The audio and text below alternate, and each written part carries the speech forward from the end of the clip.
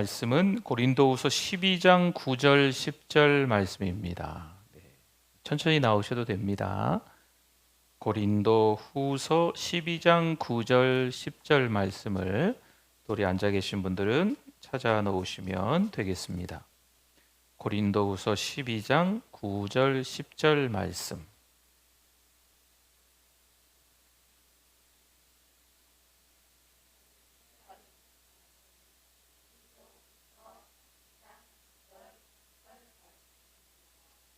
나에게 이르기를 내 은혜가 내게 족하도다. 이는 내 능력이 약한 데서 온전하여 짐이라 하신지라. 그러므로 도리어 크게 기뻐함으로 나의 여러 약한 것들에 대하여 자랑하리니 이는 그리스도의 능력이 내게 머물게 하려 함이라. 그러므로 내가 그리스도를 위하여 약한 것들과 능력과 궁핍과 박해와 곤고를 기뻐하노니 이는 내가 약한 그때의 강함이라. 아멘. 네, 잘 오셨습니다. 우리 옆에 분들 보시고 우리 인사 나누시겠습니다. 잘 오셨습니다. 은혜 많이 받으세요. 네, 감사합니다. 네. 돌아오는 주일 오후 예배에서부터 우리 요셉 부흥회가 시작이 되는데 또 준비 기도회로 오늘도 함께 또 모였습니다. 요셉은 형통의 사람이라고 말을 합니다. 과연 형통은 뭘까 하는 거죠. 오늘 우리 찬양도 해주셨는데 무슨 일을 만나든지 만사 형통하리라. 할렐루야. 그렇죠. 무슨 일을 만나든지 만사 형통하리라. 우리가 무엇을 하든지 뻥뻥 잘 뚫리는 거죠. 네, 도로가 막히지 않고 잘 뚫리는 거예요. 여러분, 그게 형통. 때로는 높은 자리에 올라가고 문제가 하나도 없어요. 돈도 많이 벌고 하는 것마다 다 잘 돼요. 여러분, 세상에서 말하는 이 형통. 그런데 우리 믿음의 사람들에게는 그런 형통이 없을까 하는 거죠. 여러분, 우리도 그 형통의 자리에 하나님께서 이끌어 주실 때가 있다니까요. 세상이 말하는 형통과 우리가 말하는 형통은 본질적으로 물론 차이가 있지만 무슨 일을 만나든지 하나님이 함께 하시면 그 하는 일들 가운데 우리는 잘 못해도 실력이 없어도 실패해도 실수해도 누가 하실까요? 같이 계시는 그분이, 하나님이 함께 하시는 그분이, 그 하나님이 이끌어가 주시는 줄 믿습니다. 그렇기 때문에 세상 사람들이 어쩌고 저쩌고 말하는 그 형통보다 오히려 더 우리가 더 큰 은혜를 누리면서 살아갈 수도 있는 줄 믿습니다. 여러분, 이왕 기도하실 바에는 그렇게 기도하세요. 세상 사람들처럼, 세상 사람들만큼, 세상 사람들과 똑같이 형통하게 해주세요라고 하지 마시고 세상 사람들보다 더 많이, 세상 사람들보다 더 크게, 더 풍성하게 형통의 은혜를 누리시기를 축복합니다. 우리 자녀들을 위해서 기도할 때도 마찬가지 아니겠어요? 누가 함께 하시니까? 하나님이 함께 하시니까 여러분, 비교할 만한 사람과 비교해야죠. 아이고, 세상 사람은 참 잘 먹고 잘 사는데, 높은 자리와 자식들이 다 잘 되는데, 하는 것마다 어떻게 저렇게 다 잘 되는지 좋겠어. 비교할 사람과 비교하세요. 세상 사람과 비교할 이유가 없어요. 우리 믿음의 사람들은 하나님이 함께 하시기 때문에 이 천지 만물 모든 걸 다 하나님이 지으셨고 다 하나님 거고요. 그분의 자녀가 우리인 줄 믿습니다. 우리의 정체는 하나님의 자녀예요. 나는 하나님의 아들이다, 난 딸이다. 이게 우리의 정체잖아요. 그 정체성을 가지고 있기 때문에 세상 사람들 수준의 형통을 구하지 마시고 무슨 일을 만나든지 하나님이 함께 하시기 때문에 만사가 다 잘 될 줄 믿습니다. 세상 사람들의 그 기준으로, 눈으로 보는 거, 세상 사람들이 생각하는 거 딱 그 수준으로 형통한 게 아니고 하나님이 보시기에, 하나님이 생각하시기에 다 잘 되는 거죠. 물론 우리 요셉을 본격적으로 다음 주에 만나겠지만 요셉이 계속 추락해요. 네, 바닥이 어딘가 싶을 정도로 계속 요셉이 어디 갔는지 찾을 수가 없어요. 요셉이 어디 갔는지, 요셉 어디 갔어? 네, 너무 바닥으로 추락하니까 알 수가 없는 거죠. 그런데 왜 하나님이 요셉 이야기가 있으면 성경에 보면 같이 따라다니는 두 글자 뭐라 그랬죠? 형통. 왜 형통한 사람, 형통의 은혜를 경험한 요셉이라고 했겠나요? 비밀이 있는 거거든요, 비밀이. 우리가 생각하기에는 끔찍한, 잔인한, 정말 저주스러운 고통을 겪는 것처럼 보이지만 오히려 거기엔 형통의 비밀이 숨겨 있는 거죠. 그래서 이번 주에는 어찌어찌해서 한 사람 한 사람 형통의 사람들을 성경 속에서 좀 만나고 있습니다. 오늘은 누구를 만나냐면 바울을 만납니다. 바울 이름의 뜻을 한번 볼까요? 바울은 이름이 두 개예요. 처음부터 두 개예요. 사울이었다가 나중에 예수님 만나고 바울로 이름이 바뀐 게 아니고 원래 이름이 두 개예요. 그래서 이름 하나는 히브리어로 구하다, 요청하다, 마치 사울왕처럼 이름이 똑같아요. 사울이라는 이름이 있어요. 이거는 이제 유대식 이름이에요. 그리고 또 하나의 이름이 원래 이름이 두 개예요. 이제 로마가 그 지역에 그 시대에 거의 지배하고 있었기 때문에 이제 라틴 이름을 가지고 있는 게 로마식 이름이라고 할 수 있는 거죠. 그래서 파울로스라고 합니다. 파울로스를 헬라어로 쓰고 그것을 우리말로 이렇게 읽어보니까 뒤에 말이 소리가 안 나요. 그래서 바울 그렇게 하는 거예요. 그러니까 원래 이 사람은 이름이 두 개예요. 두 개.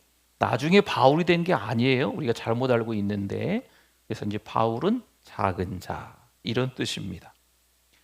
회심 후에 이방인을 향해 사역하면서 바울이라는 이름만을 지금 이제 바울이 쓰게 되는 거예요. 더 많은 사람들에게 복음을 전하는 거죠. 자랑할 만한 배경을 가진 사람으로는 사울이라는 이름을 썼죠. 그런데 회심 이후에는 모든 것을 배설물처럼 여기고 오직 그리스도만 자랑하는 겸손한 사람으로서 파울로스, 이 바울이라는 이름을 사용한 겁니다. 바울의 가족 사항을 한번 보면요. 바울은 길리기아는 지금의 튀르키예입니다. 근데 터키 그 땅의 남쪽에 보면은 가파도기아 그 근처에 보면 길리기아라는 큰 도시가 있어요. 거기에 길리기아라는 도시의 안에서 나름대로 이렇게 큰 도시가 이 다소. 네. 그래서 로마도 인정하는 사람들이 많이 그 지역에 모여 있었던 그 동네가 바로 다소라는 동네예요. 이 유대인들이 예수님 오시기 전에 다 쫓겨나갖고 막 흩어져서 막 살아갈 때가 있었거든요. 그때 지금 아무래도 이 부모님들이 거기에서 같이 살게 된 것 같고 그 다소라는 지역의 주민들이 다 로마 정부로부터 인정을 받아서 로마 시민권을 얻게 된 것 같아요. 그래서 바울은 태어날 때부터 로마 시민권자였습니다. 그래서 혈통은 베냐민 지파, 부모님 두 분이 다 유대인이니까 히브리인 중에 히브리인이 맞습니다. 또 이제 직업을 보면 장막 만드는 일을 했습니다. 이 유대인들의 율법에 보면요, 율법을 배운 사람은 반드시 손으로 하는 기술을 배우게끔 기록이 되어 있어요. 그래서 내가 직접 일을 해서 뭔가 벌어먹을 수 있는 기술을 한 가지씩은 가지고 있어야 된다라고 이 랍비들을 통해서 이게 전승이 되는 거예요. 그렇기 때문에 지금 이 바울도 하나님의 말씀을 잘 알고 있는 사람임과 동시에 장막 만드는 일, 그 기술을 배워서 했다는 거죠. 그래서 나중에 이게 이제 복음을 전하면서 너무 유용하게 사용하지요. 그다음에 이제 결혼 여부나 부모에 대해서는 또 형제에 대해서는 성경에 기록하지는 않습니다.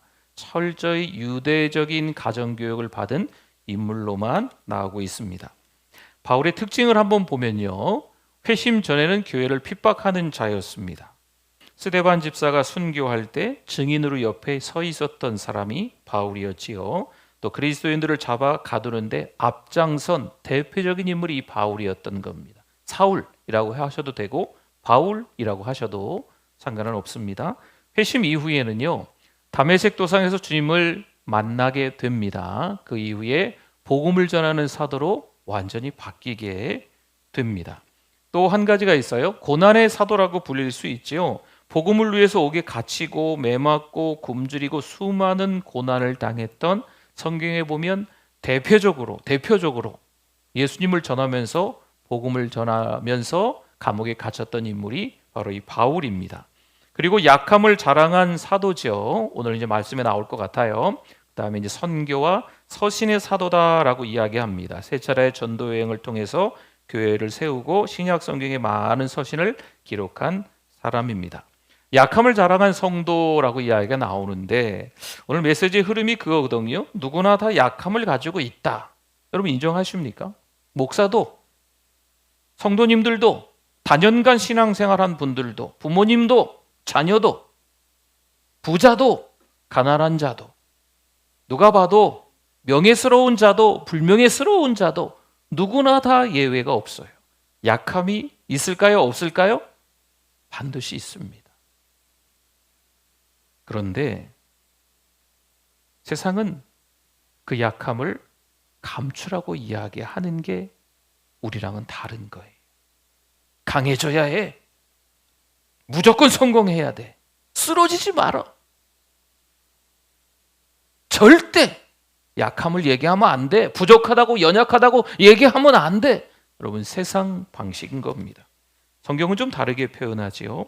우리의 강함이 아니라 약함을 통해 일하시며 사람의 힘이 아니라 하나님의 은혜로 형통케 하시는 줄 믿습니다. 그래서 어떤 분들은요, 기도 제목을 좀 말씀해 주시면 절대 얘기 안 하시는 분 있어요. 신앙생활을 하면서도 자존심이 너무 세요. 자기의 부족한 부분, 연약한 부분이 드러나는 걸 어쩔 줄 몰라 하는 거죠. 그러지 마세요. 힘들고 어려운 걸 누군가하고는 이야기하셔야 돼요. 기도 제목을 부탁하실 줄도 알아야 돼요. 기도 제목 한번 이렇게 적어서 내세요. 안 적어내시는 분들이 있어요. 함께 옆에 분하고 기도 제목 나누세요. 그러면 그냥 평범한 이야기만 해요.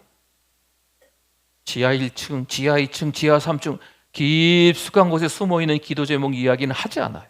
창피하니까, 남 부끄러우니까, 자식 얘기하기 부끄러우니까, 집안 얘기하기 창피하니까, 돈 없는 거 얘기하기 너무 전문적인 용어로 쪽팔리니까 이 얘기를 안 하시는 거죠. 그런데 기도 제목을 함께 나눌 수 있는 분들이 좀 있어야 돼요. 사랑방에서 특별히 마찬가지입니다.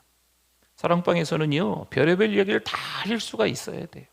누굴 흉보자는 게 아니에요. 나의 기도 제목, 내 가정의 기도 제목, 내가 함께 신앙생활을 잘하고 싶은데 나의 연약함이 자꾸 드러나잖아요. 그래서 하나님 앞에서 기도하고 있는 그 제목을 사랑방 식구들끼리 함께 나눌 수 있어야 됩니다.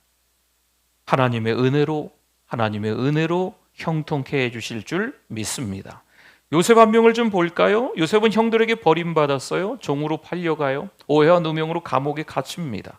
인간적으로는 약합니다. 실패의 연속입니다. 정말 아까도 말씀드렸지만 요셉이 어디까지 추락하는지 요셉이 도대체 보이지 않는 게, 고난을 어떻게 그렇게 연속적으로 당하고 있는지. 여러분, 한 번, 두 번 어려운 일을 겪는 건 그러려니 합니다. 주변에서도 같이 기도해주고 도와줘요. 근데 더 여러 차례 고난을 당하면 진짜 나쁜 사람인가 보다. 기도해주고 도와줬던 분들도 떠나요. 희한하죠. 창세기 39장 2절에 보니까요, 보세요. 여호와께서 요셉과 어떻게 하셨어요? 함께 하심으로 그가 어떤 자가 돼요? 형통한 자가 돼요. 아멘. 여러분, 창세기 37장이 이번 주일 오후 말씀이거든요. 37장에 요셉이 등장해요.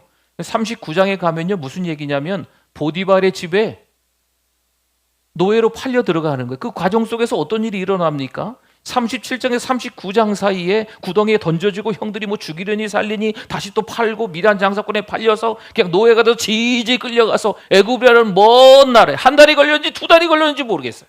노예가 돼서 질질 다른 노예들과 함께 질질 끌려가서 보디발 장군의 집에 팔려가는 그런 시간들이 쭉 이어지는 거예요.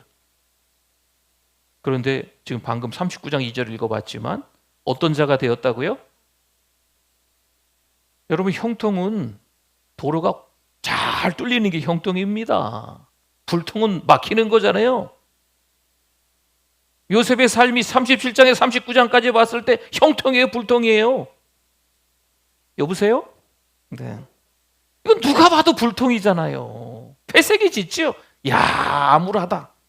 미래가 안 보인다. 불확실하다. 저 인생 참, 에이그. 그런데 하나님은 그 요셉을 향해서 여러분도 지금 고백하신 것처럼 형통이다 라고 말씀하시는 거예요. 그 비밀이 있지 않겠어요?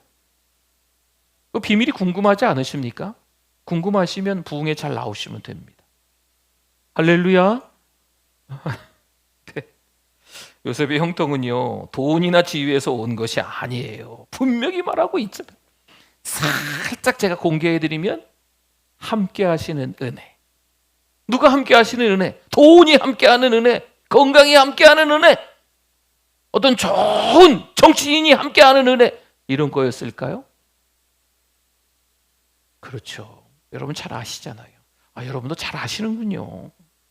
부흥회 안 해도 되는 거, 안 해도 되나 모르겠네. 누가 함께 하시는 은혜? 그렇죠. 여러분, 우리 입술로 고백하셔야 돼요. 하나님이 함께 하시는 은혜가 요셉에게 있는 줄 믿습니다. 37장부터 계속 떨어지거든요, 요셉이. 끔찍할 정도로 계속 내려가요. 도대체 어디가 바닥인가, 어디가 밑바닥인가, 어디가 제로 포인트인가 모를 정도로 계속 추락하거든요. 근데 하나님은 형통한 자가 되어 이렇게 말씀해요. 여러분, 이게 은혜입니다. 더 다른 말씀 제가 드릴 게 없어요. 누가 함께 하시느냐? 하나님이 함께 하시느냐? 여기서 판가름이 나는 겁니다. 요셉의 형편이 조금 나아졌다면 요셉이 갑자기 고통을 겪지 않고 애굽에 들어가자마자 막 검정고시도 치고 막 대학도 들어가고 대학원 들어가고 뭐 석사 박사 받아서 열심히 공부해서 애굽의 총리 후보 시험에 막 지원하고 막 이런 과정이라면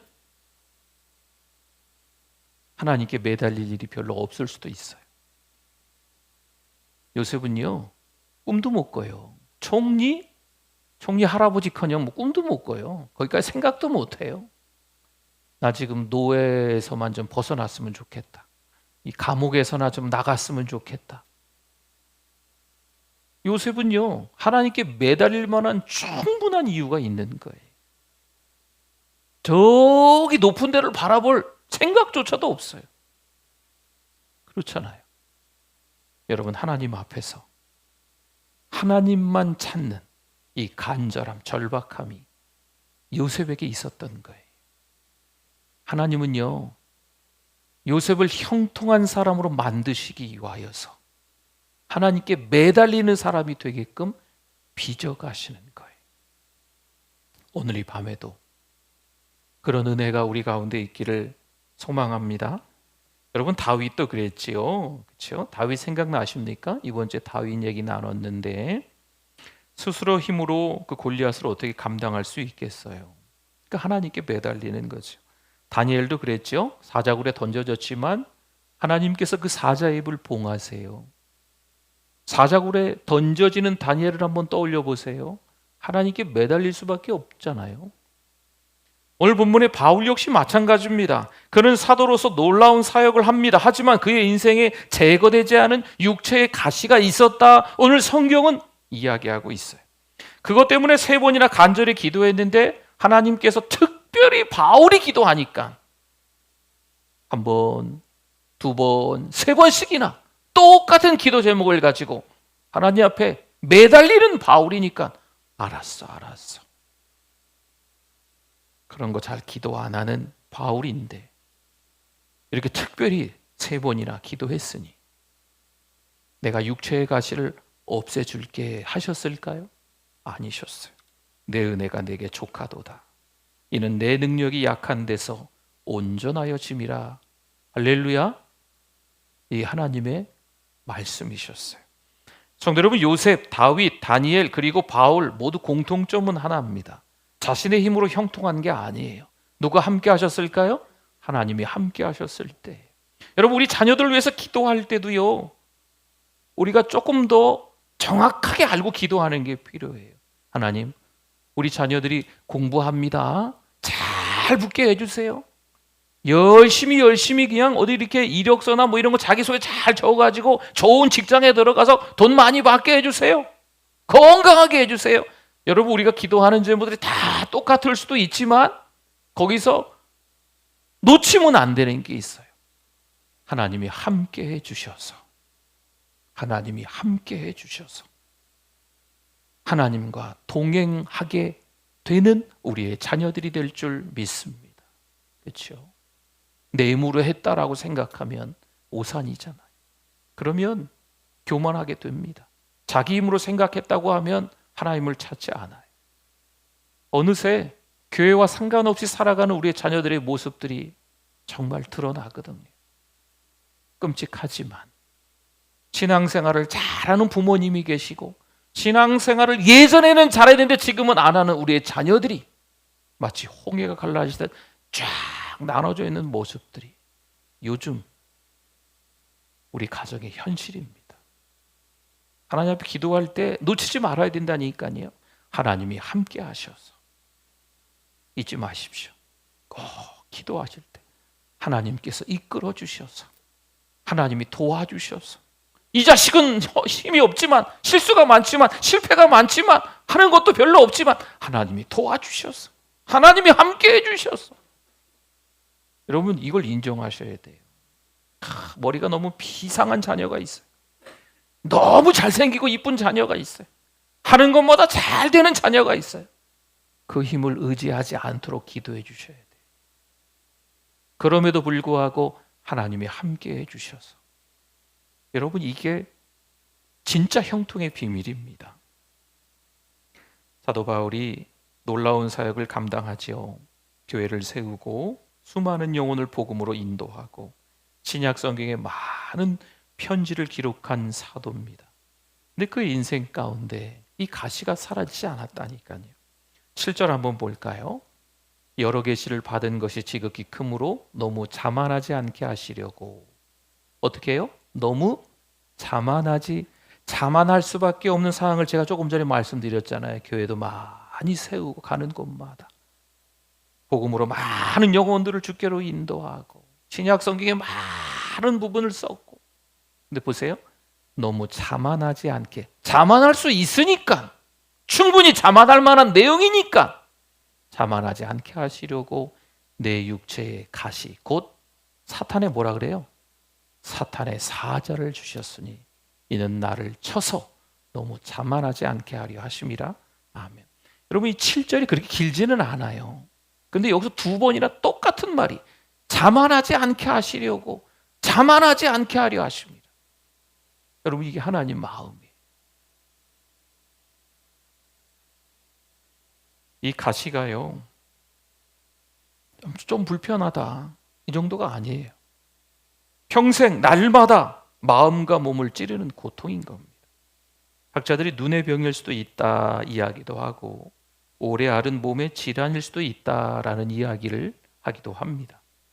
그러나 중요한 건 이 고통을 사탄의 사자라고 부르면서 동시에 하나님께서 허락하신 약함이라고 이 사도 바울이 고백하는 거죠. 하나님은 왜 그 약함을 그대로 두셨을까요? 뭐라고 했어요? 자만하지 않게 하시려고. 사람의 눈에는 불편하고 원망스러울 수 있지만 영적인 눈으로 보면 하나님이 교만을 꺾으시는 거죠. 오직 하나님만 바라보게 하시는 은혜의 도구로 사용하시는 거예요. 다 좋은데 그거 하나 좀 약해. 그런 거 있잖아요. 다 잘해. 그거 하나가 좀 하나님이 그렇게 두시는 이유가 있는 거예요.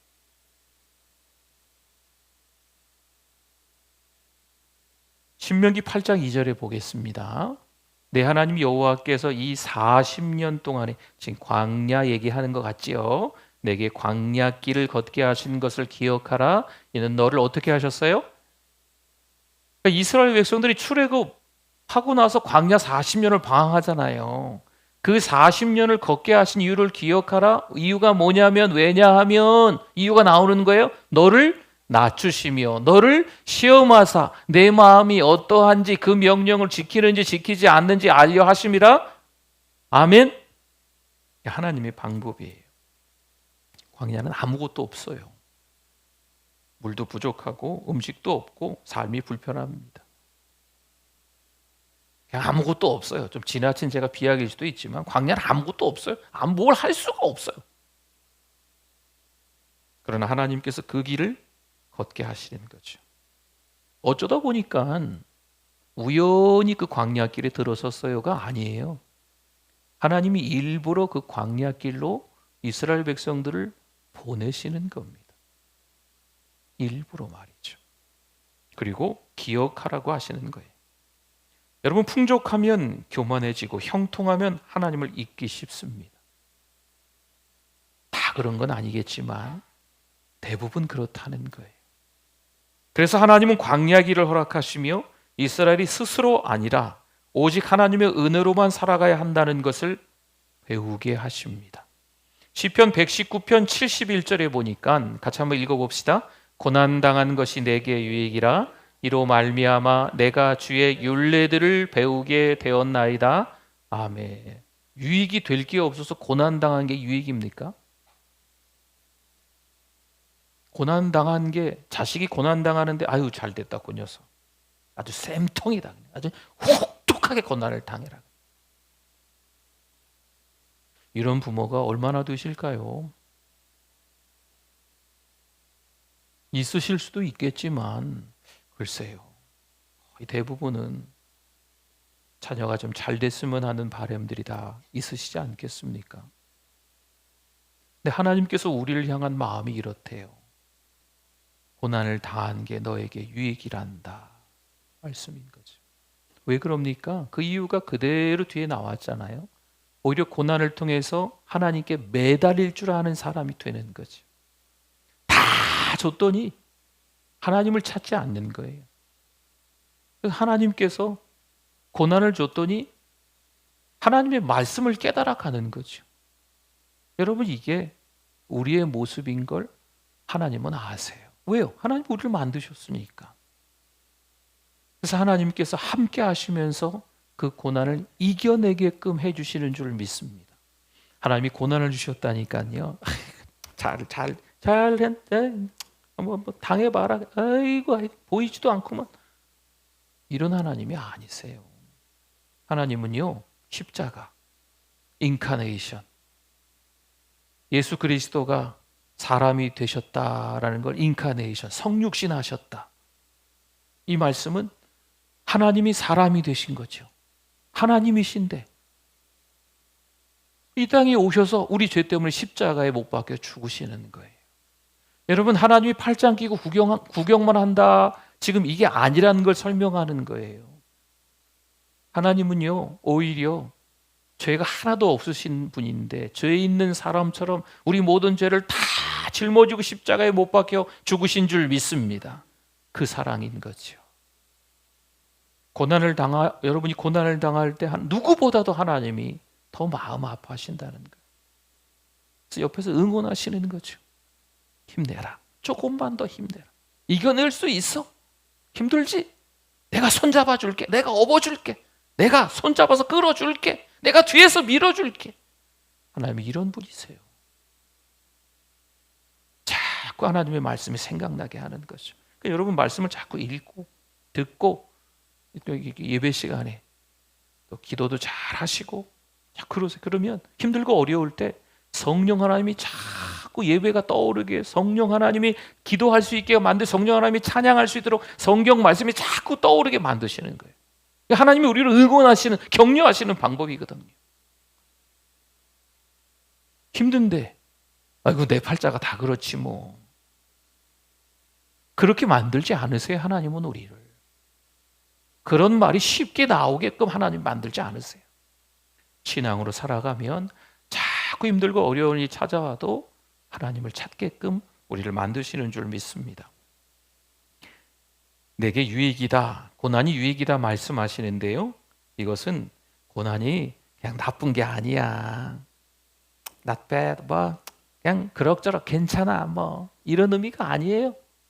여기서 말하는 유익이라고 하는 건 값진 열매를 맺었다는 거예요.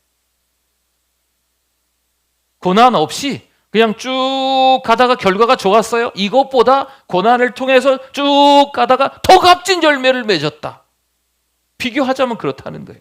고난이 없이 쭉 가다가 잘 됐어요. 이것보다 고난이 컸어요. 쭉 가다가 더 값진 열매를 맺었다.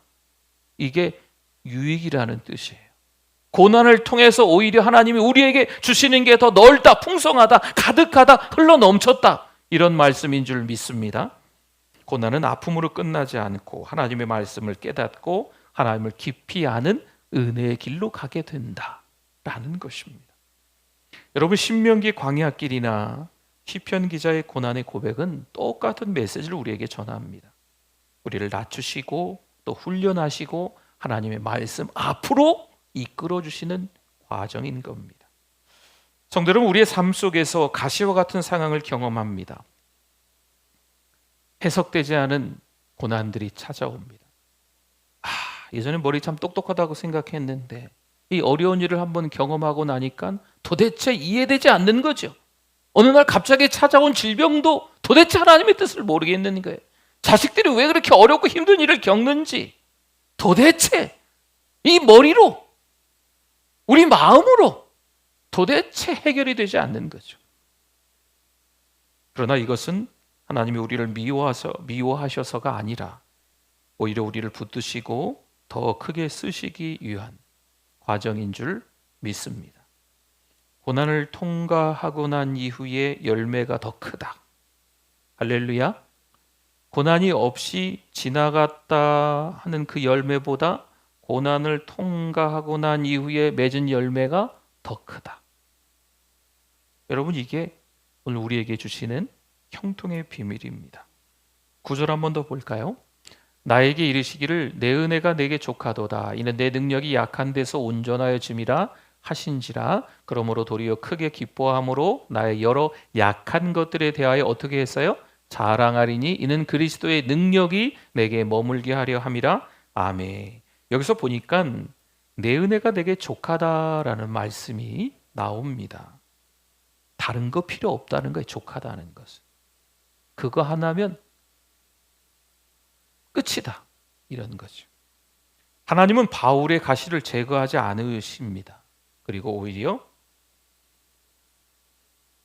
그게 좋은 거야, 가시가. 이렇게 얘기하시는 거예요. 성도 여러분, 하나님의 은혜는요, 값싼 은혜가 아니라 우리의 약함을 통과해 능력이 되시는 은혜인 줄 믿습니다. 은혜란요, 우리가 생각하는 어떤 상황과 환경이 180도로 완전히 뒤바뀌는 거, 이게 은혜가 아니에요. 그런 환경이지만 흔들리지 않는 능력, 하나님께서 동행하신다라는 그런 믿음, 이걸 가지고 있는 게 은혜인 줄 믿습니다.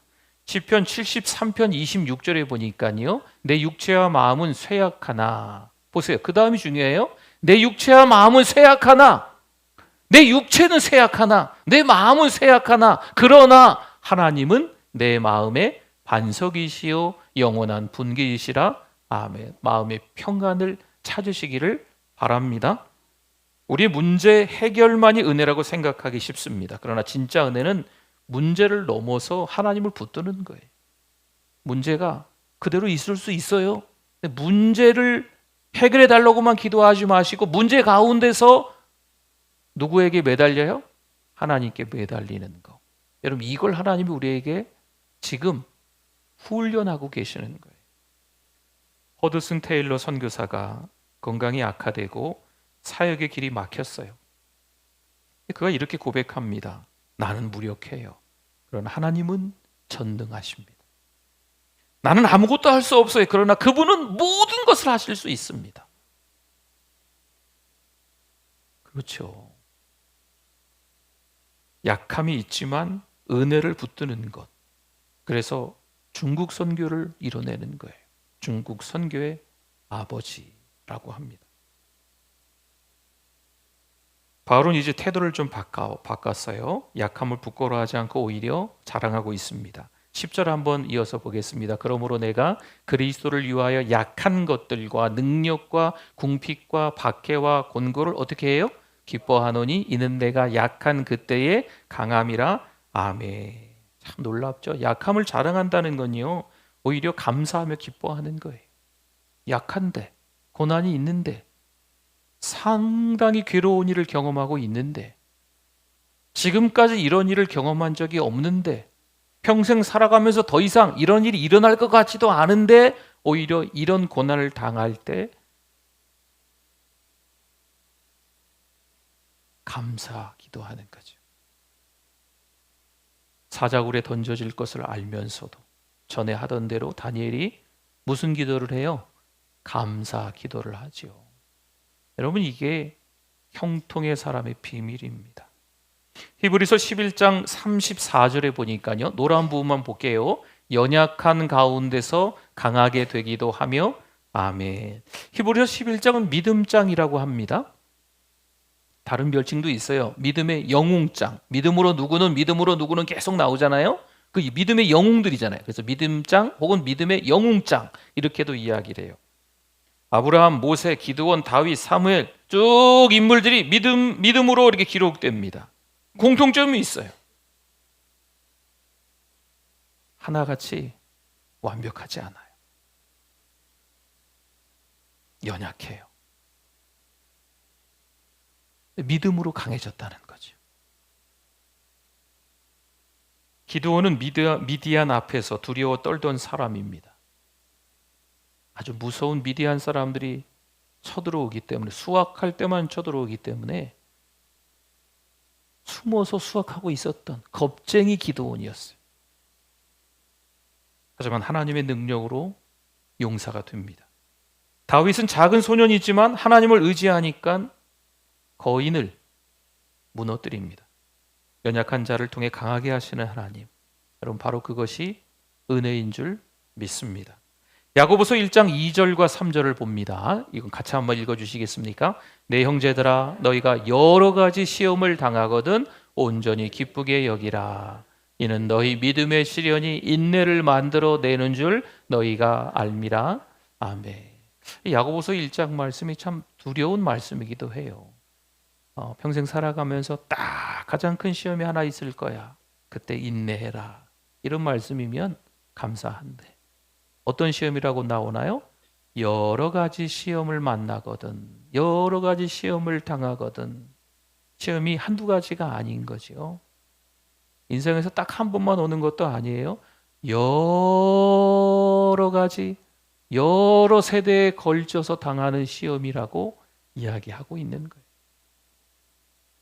그때 어떻게 하라고요? 기쁘게 여기라. 다니엘이 사자굴에 던져집니다. 기쁘게 여기래요. 다니엘의 세 친구가 풀무불에 들어갑니다. 기쁘게 여기래요. 구덩이에 던져지는 요셉, 미디안 장사꾼에게 팔려가는 요셉, 보디발 장군의 집에서 모함과 누명으로 감옥에 갇히는 요셉. 근데 뭐라고 하고 있어요? 기쁘게 여기래요. 기쁘게 여길 수 있겠습니까? 시험은요, 원래 두렵고 피하고 싶은 겁니다. 시험이 우리를 망하게 할까요? 아닙니다. 시험은 우리를 망하게 하지는 않습니다. 시험은 우리의 믿음을 단련해 주는 줄 믿습니다. 금이 불 속에서 더 순수해져요. 우리의 믿음도 시련을 통해서 더 단련되는 겁니다.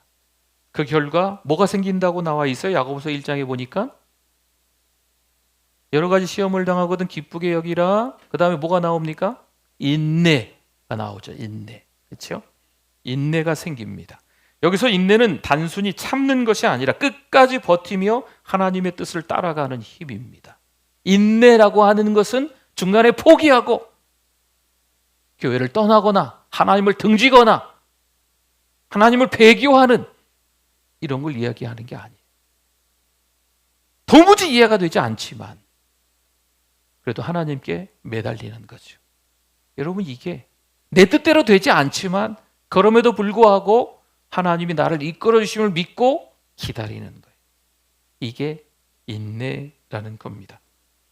성도 여러분, 성경은 연약함이 부끄러움이 아니라고 말해요. 연약할 때 믿음으로 하나님을 붙들면 강하게 하시고, 시험이 올 때 주님을 의지하면 인내를 통해 성숙한 믿음으로 이끌어 주시는 줄 믿습니다. 그래요, 우리가 당하는 연약함과 시험은 결코 절망의 자리가 아니라 하나님의 은혜를 경험하는 자리가 되는 줄 믿습니다. 한번 떠올려 보십시오. 지금까지 인생을 오래오래 우리 어르신들이 많으니까 한 70년, 80년 살아오시면서, 또 우리 젊은 분들 한 50대 정도 이렇게 살아오시면서, 내가 제일 힘들었던 때는 언제였나?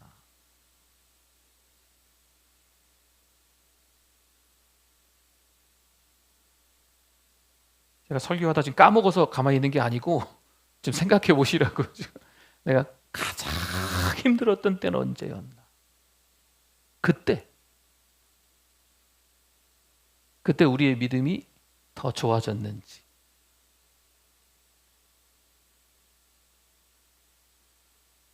약함을 자랑한다는 것은 약함 속에서 역사하시는 하나님을 자랑하는 겁니다.